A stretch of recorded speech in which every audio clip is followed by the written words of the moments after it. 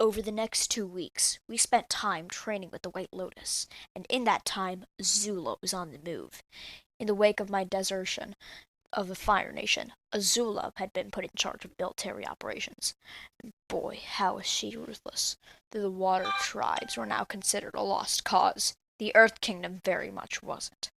But suspiciously, Azula hadn't been heard from in a long time, so Uncle Iroh sent me, Katara, and Toph to scope out the Earth Kingdom capital of Ba Sing Se. Katara, Toph, and I would go on to a boat across the Siwang Desert into Ba Sing Se. Katara and I had disguised ourselves as Toph's parents to avoid suspicion, and just hoped that we wouldn't bump into Toph's actual parents. I used some makeup to disguise my scar, and Katara didn't do all that much. When we got into the city, we met a woman named Judy, who was too unusually happy, but let us through when Katara and I falsely identified ourselves as Toph's parents. But before we went into town, she left us with an eerie message.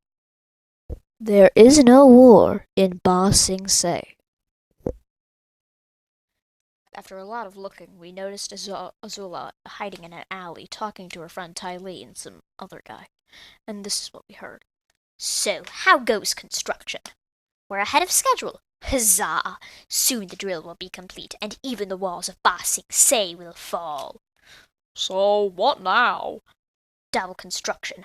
I want the construction done by next week! That can't be good, said Toph. Yeah, said Katara.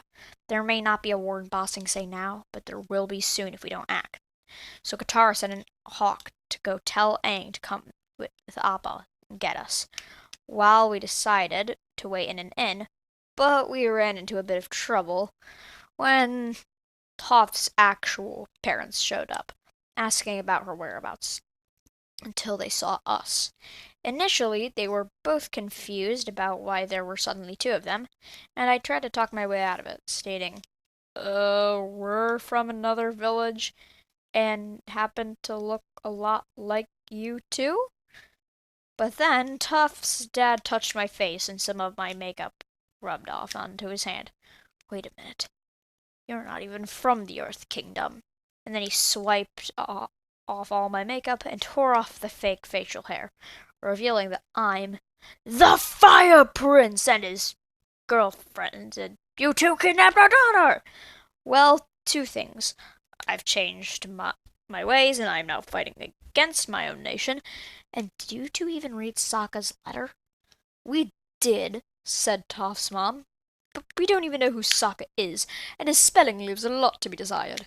Well, he's a good friend of ours from the Southern Water Tribe, and Katara's brother, I explained, and Toph went with us on her own volition. Well, riddle me this, said Toph's mom. Would it be considered for a proper young girl to abandon her family and teach the Avatar earth-bending? It wouldn't, and I don't care, Toph interjected.